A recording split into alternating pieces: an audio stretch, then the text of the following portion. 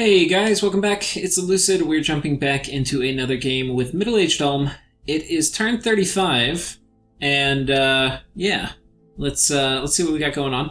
If you recall from last episode, the period of nap preparation had ended with Uruk, and I could issue my attack orders. So let's see what happened. Cast Dark Knowledge. We found a battlefield, so that's good. I think that's a... Don't want to... Oh, whoops. We'll find it. I think it's a Death 1 site. We infiltrated into Bandor-log, which is new. I didn't show you all my scout movements, so we'll be able to look at Bandor-log's score graphs, but we had already seen Uruks and Filegras, so we're working on Jotunheim now too, so that'll be good. We'll be able to see a lot of the score graphs. But first we have a battle in Death Drop. So we have a big old army here, and there were a ton of his troops, but this looks like it's only PD, so that's a bit odd. And normally if you invest this much in PD, like there's probably 30 PD, you probably want to have your army protect it. Because this isn't even going to be a fight. I mean, these guys are just going to get murdered. Legions of Steel and Strength of Giants. And then there goes some Iron Blizzards. Now, we are causing a little bit of friendly fire on ourselves. And that Iron Blizzard does armor-piercing damage, so it does go kind of through our armor, which... I kind of like Blade Wind, actually, better than Iron Blizzard. I should have not cast it so much. Like, I probably should have had my guys just on Blade Wind. Iron Blizzard is better if the guys line up and I'm not worried about hitting my own troops, or if I can get Arrowfinned up. But, yeah, I don't know. Because I'm basically immune to Blade Wind, but Iron Blizzard can still hurt me. So yeah, I think it depends who I'm fighting, but if we look at that, I lost 18 units and I didn't need to lose that many versus this. If I had just used Iron Blizzard, or if I didn't even cast other than buffs, I would have been fine. So that's a little disappointing, but anyway, I'm on top of his fort, and he lost I mean, this might have even been 40 PD. This is a lot of PD. And you don't want to make this much and then not defend it.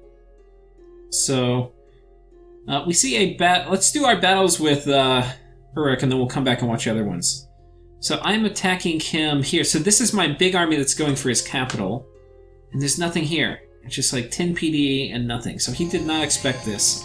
He thought I was going to go on top of his fort. Those guys are going to die. And then coming down here, we have a battle in the Griffin Spires, and I think this is on top of his fort. So this is actually not a huge army I have. And he has, this looks like PD plus maybe some of his troops. No, maybe this is just PD again.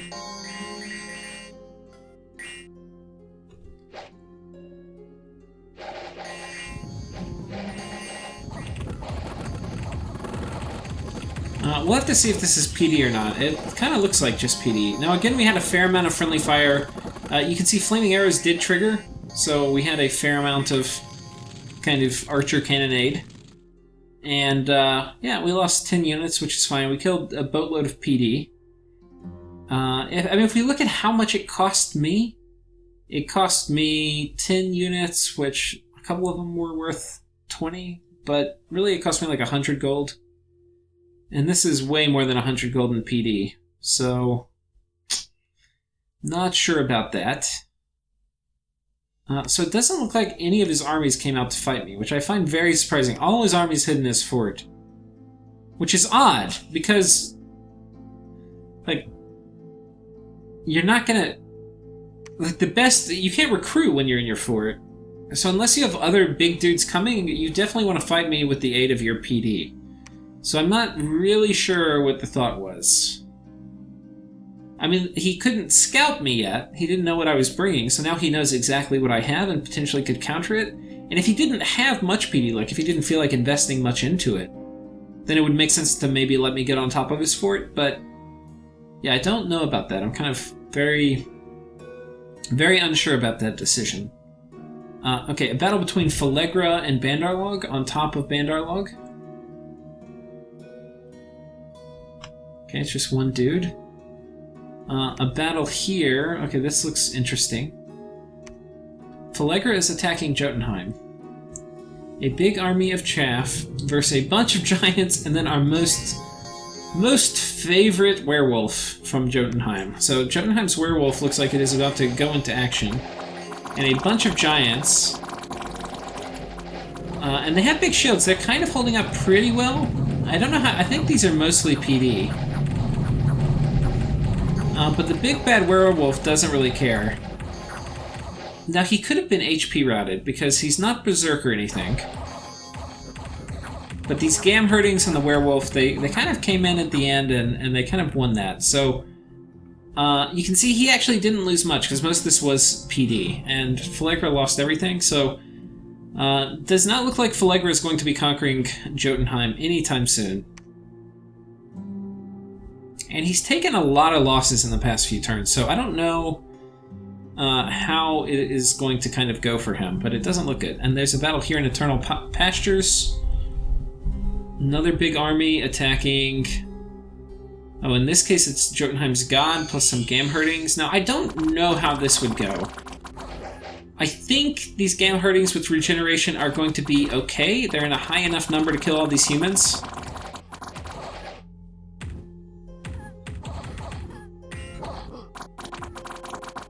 But they're taking a fair amount of damage. Unfortunately, these guys have kind of shitty morale. They're kind of just routing. Look at these guys. They're all routing. I think if you're playing Falegra... And I am not a Falegra expert by any means, but... Well, if they're all under this guy, why is their morale so freaking bad? Hostile Dominion, squad morale bonus +1.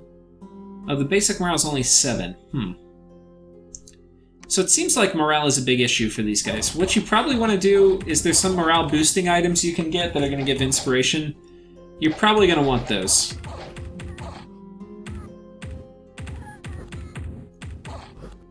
I think there may be an item too that gives you an additional bonus Taskmaster. But his guys are kind of running before they do much damage, so they kind of just are in combat for a little bit and then they die. So I don't think that went very well for him. He killed 2 Gamherdings, which is not nothing, but this is definitely a loss. So it looks like Falegra's in shambles, so I need to maybe reconsider supporting Jotunheim. Let's see how it's going versus Abyssia. Well, it looks like he's taking back some land from Abyssia too. And Jotunheim is big. I think I need to be really careful about continuing to support Jotunheim. I mean, he's pretty big, and if Falegra loses and Jotunheim gets Falegra, we're kind of in bad shape. So, yeah. Let's take a look at the score graphs, because we got some new ones. The new one is Bandor-log, and let's go look at provinces. Bandor-log, and we also got Jotunheim. Wait, who was the other one we just got this turn? Oh, we already had Uruk. Okay, we didn't get Jotunheim, but we just got Bandor-log. So Bandor-log's provinces, they're pretty good. They've got just as many provinces as I do, so they're having a pretty good game. They haven't really been involved, I don't think, in costly wars yet, though they're fighting... were they fighting Falegra? I think they're fighting Falegra. Forts, you can see they're right up there with me, so they are tier 1 for forts, which means their income's also going to be pretty high. Okay, but it's not as high as me. They must have taken a better bless, because I have way more income, given that we have the same number of provinces and forts. So I'm still a very clear leader in terms of income. But gym income, they could do way better than me, because my gym income is shit right now. And then army size, they seem to be doing pretty good also. So they're pretty solid. They're right up there with me. So, yeah, it seems they're doing really good. Now, I think Falegra's had a big fall off in the army size, but anyway. That's that. So let's do... let's go ahead and do the next turn. Let's do outgoing messages. So I send... Okay, so Bandor-log needs a... He's got a... Where's his little capital? Hey, there's a disease site somewhere around here. I think he took this back last turn. I think some Indies had taken... I think there's a disease site in here. Anyway, he needs to go site search it, and some of his dudes are diseased, so we are going to be sending him a cure-all elixir. And he is going to pay us with 5 fire gems, and he gets to hold it. Now, it's a 40 gem item, so he's not buying it. He's just going to get to hold on to it for like 5 turns, so it's 1 gem a turn, which is a pretty damn good deal if you've got a lot of diseased units. It's like 1 fire gem per diseased unit. So very good deal for him, but he's kind of just lucky I had an extra one because it's winter. And if I didn't have 2 of them, I probably wouldn't give him one, because I don't mind helping him out, but I'm going to need my own to get rid of diseases that are going to pop up on my old age dudes during the winter. So I have 2, and I don't think there's anybody diseased right now. But it's one of the things I check every turn in the winter, who's diseased, and if I see somebody diseased, I will give a cure-all elixir to them. But anyway, so we're sending that to him. A message to Jotunheim. Most of the thrones are in reach of Ryla, and he is one of the larger nations. It's not dire, but we need to keep an eye on it. Make sure you claim 111 before he gets it. Very hard to get squid assassins out of forted thrones. Which is very true. Are you able to buff up armies? It's too late in the game to just send troops. The troops sent alone and expect much, so I'm trying to help Falegra out here. Because I do kind of want to... it looks like Jotunheim's winning a little bit more than I'd like him to.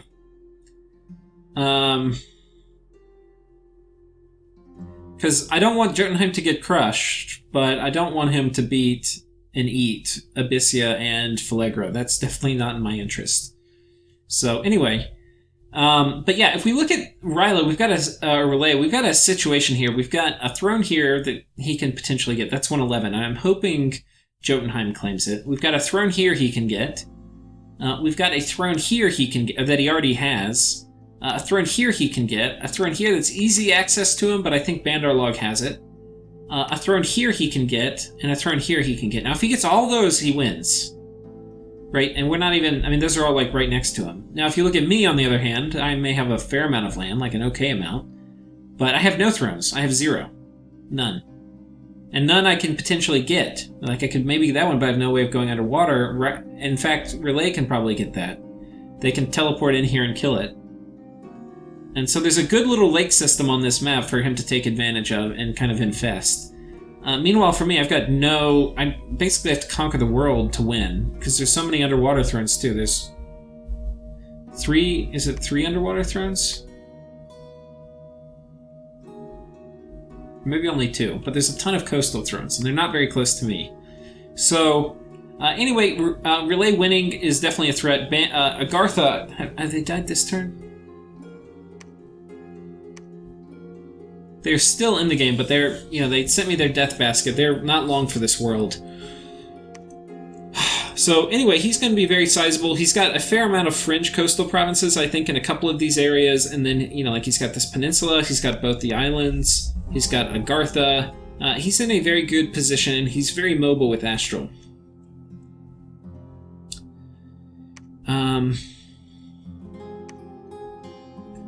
So let's go ahead and do the next turn before it gets too far into this. So it's turn 35. We need to go to turn 36. You can see we're catching up with where I am. This game's going really fast. We're doing probably a turn every 20 hours or something on average now. So it's really just humming along. Okay, I get 5 fire gems from Bandor-log. That was for that Miracle Cure-All elixir.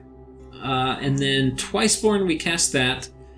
Our other dude cast Create Revenant because he has now the Skull Staff that we made. And I did the conservative Twiceborning on my god. We'll come back and talk more about what our god's going to do probably the end of this. Okay, we failed to infiltrate Uruk, but we infiltrated Jotunheim. Sorry, I've got like hiccups. We've infiltrated Jotunheim, so... we can see that Jotunheim, actually, in terms of army size, is not very high, but it's climbing, so that's important.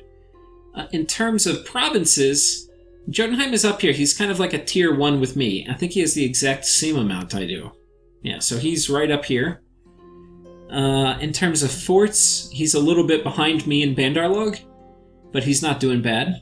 In terms of income, He seems to have slightly better skills than Bandor-log because he has more income than Bandor-log does. Gym income we can't see. Army size, again, we already talked about that. So, kind of fun that I'm able to get score graphs with spies. It's kind of... I do like it. The thing you really want to know, though, is research, because that tells you who's the real threat in gym income. So I don't have access to those. I mean, basically with normal scouts, you can get an idea of basically almost everything you can see with the score graphs except income. But you can see their scales, so you can kind of guesstimate it anyway.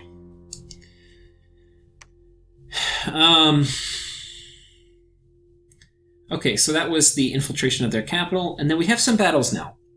So, if you recall, we didn't really go through movement for last turn, but whatever. I moved on top of his capital, because I told you I was going to do that. So let's go ahead and watch the battle. Everybody else was basically just sitting on top of the fort that they sieged up and killed the PD on top of last turn. But apparently people are coming out of his fort to fight. It would have been probably a little better for them if they came out with the PD. Now, if we look at the stats on these guys, we'll just kind of look at them. They've got a lot of HP, 24 HP. They've got a fair amount of strength, so they hit pretty hard. But low attack density, because they're size 3, only put 2 per square, so they're not very killy. But they take buffs well, because they have some basic armor, which means they enjoy a good natural protection buff. They have a lot of HP, so they're really good if you can get a region. But once you buff them up, they're very good. But without buffs, they're not very good.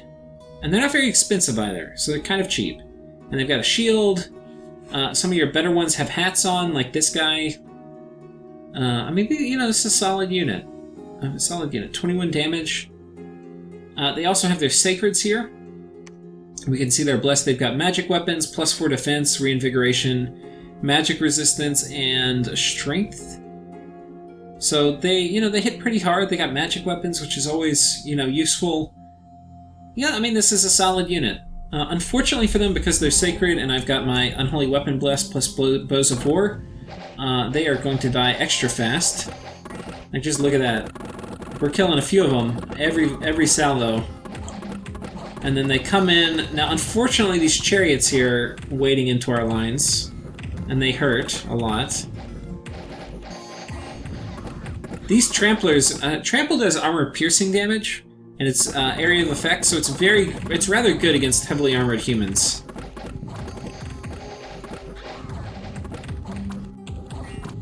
So these guys, you can see they're basically crushing this whole line.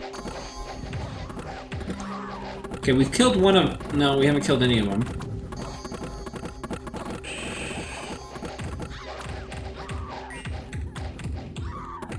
Okay, we should be getting an HP route from them pretty soon.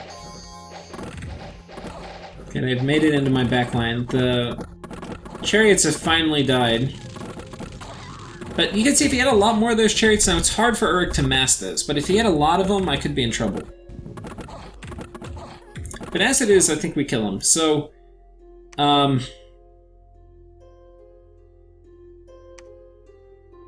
wait, was that this battle? This was. Yeah, here are the chariots. So, it looks like this is a different replaying than we saw, because it looked like they killed more of my dudes than this. So I'm not sure how that happened, but I guess we killed the chariots with archer fire or something in the real one. This looks like a slightly different one. So you can see, potentially it could have gone worse, but I still won. In the battle we watched, those chariots definitely caused more than 11 kills, so... okay, we have another battle here in Mount Moongross. So I said, actually, so this fort on the right side of the screen that I had sieged up, I went and sent a few small raiding squads out to go ahead and, start getting all those good Uruk lands. And so this is just a tiny little raiding squad with the Black Priest, a few dudes on Guard Commander, the rest of them running out. They're buffed up with... Most of these guys have Legions of Steel, yep, and then most of them have the bonus Strength. So a very, very efficient little raiding squad. Okay. A battle here in Soul Shaker Peninsula. Ton of dudes. Looks scary, but our dudes are good.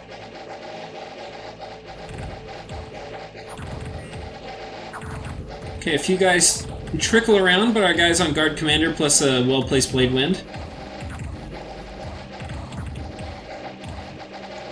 Okay, well, we're gonna take some casualties, but not that many. It's like 300 here. These guys are just going to town. I wonder how fatigued out we got after all that. 53, okay, so we got a little fatigue. But not bad. Lost 3 dudes, killed probably 50 PD. And like this was not as much. Like this, that's a ton of PD. That's so much. Like I killed this with like 400 gold worth of stuff. We killed at least 400 PD. And that's the problem with PD, like, and I took almost no losses. I mean, I lost 30 gold to kill at least 400 gold worth of PD. So PD dumps are not very efficient in multiplayer games. So this is why you don't do PD dumps. So he's kind of misplayed this a lot, because he's done a lot of PD dumps and then didn't defend his PD, because normally when you do a PD dump, you need to defend it with mages and troops. Because unsupported PD just dies. We'll come back and watch the other things. We're going to do the Uruk stuff first. A battle in Skyplane.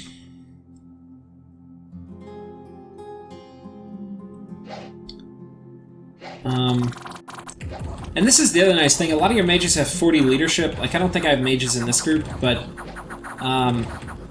yeah, you can do a lot of raiding. You get on top of a fort, and then after that you just split everybody up and raid. Good deal. So even though we're still in that move, you can see we're doing a pretty good job raiding. Okay, now he attacks me here. This is one of his forts, Death Drop. Okay, now this is a big army. This is the biggest army we've seen. Okay, that's a little scary. He's got some blessings coming out. And he's got a bunch of sacred units. I don't think I have any priests, and I have a few priests. But they don't have magic bows. So this is not looking great. I have a fair amount of mage support. I think I got everybody Legions of Steeled. This is going to be tricky, guys. This is going to be tricky. That's a lot of chariots, too. And we saw what they did to our other army. And I don't have enough archers. Ideally, the archers were on fire closest. Oh, man. Okay, I think we killed one of them.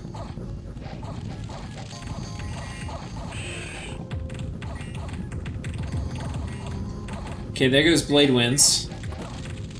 Now, the nice thing is they're kind of bunching up, so they're good targets. Now, if I had a few more Bows of War, I think it would be maybe a little, maybe not different. Look at these guys. They just chewed through this side of my line.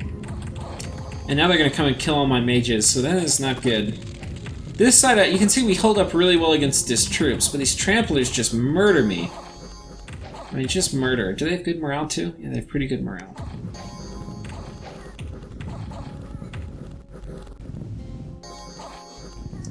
Tramplers work really well on flanks. They don't do great when they get surrounded, but if they come in a flank and they just kind of outnumber and overwhelm it, they do really good. Okay, so we kind of got murdered here. But we're on top of his capital, and he just broke out of his fort. He cannot get to his capital, and the walls to Uruk have been breached, so we can storm it. So we did lose this pretty handily. I mean, we killed a bunch of stuff, and in terms of gold trade, it's probably not even that bad because his stuff is more expensive than mine. We killed half the chariots, but, you know, this is not good. That's not good. But we won a bunch of other stuff, so we're okay. We also have a battle here in the fortress. And there's a bunch of stuff here. But not many chariots, and so far chariots are really the only things causing us trouble. So let's see how this goes. We have a pretty good amount of mage and priest support with our bows of war, etc. And there we go, all of our buffs coming down. They're kind of trickling into my army. And look at that, just waves of evocations and arrows coming out. I don't have flaming weapons, which is not ideal. But you can see their sacreds, well, it's kind of going too fast to tell, but their sacreds are just getting murdered by the bows of war, too.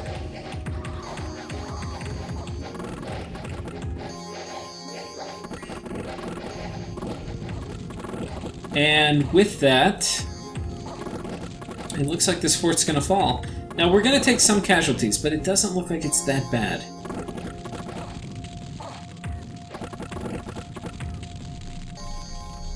Yeah, everybody's routed. Okay, and so then we take this fort too. So, all in all, we lost almost nothing. We killed a ton of their stuff. So, it was not... you know, it wasn't perfect. We did lose this big battle and death drop, but we inflicted a fair amount of attrition and we had some really big wins. So I can't complain. We got a cardiac cask, which is nice, and some gold, very nice. And I think that's about it. We got attacked by some barbarians, but not a big deal. So,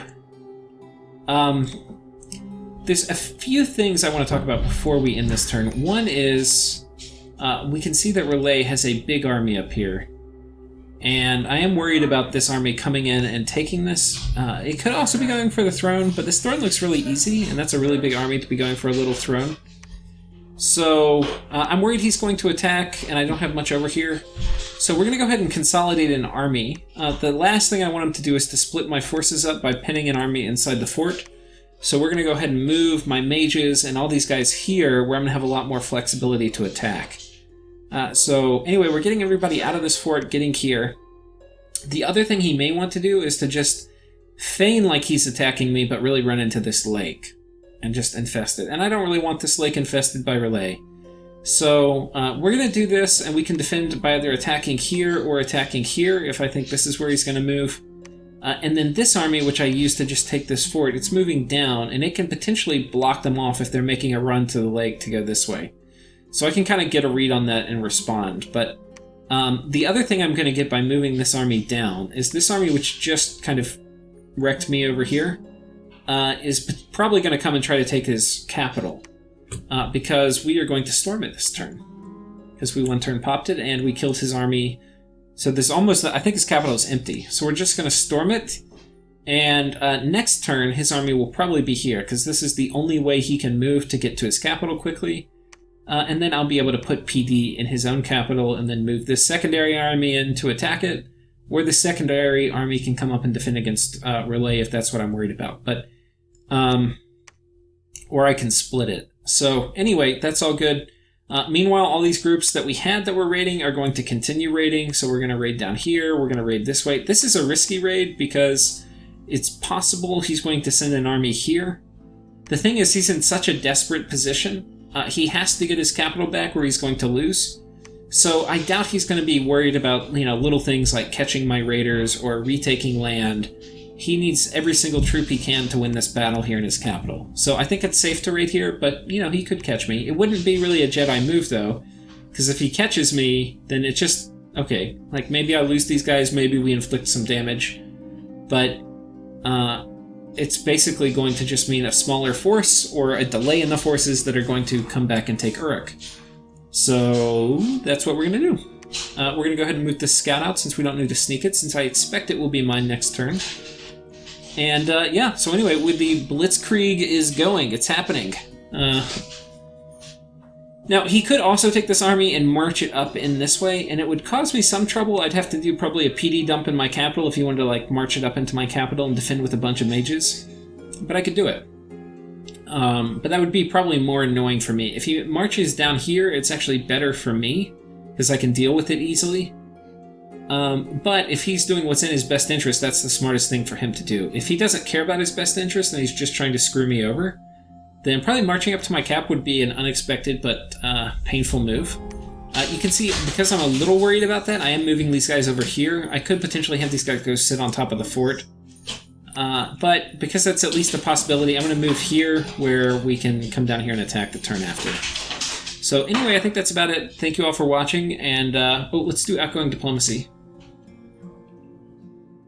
Okay, so I said he's making a throne rush quickly. He's attacking this, and apparently he's set up to take another throne somewhere. I think Bandor said he's jumped in this lake to take this throne. So it does indeed seem that Relay is going for the thrones. So I sent that message to Jotunheim, telling him to be warned. But anyway, there's not much I can do right now. And if it gets super dire, I can start making a rush for this throne.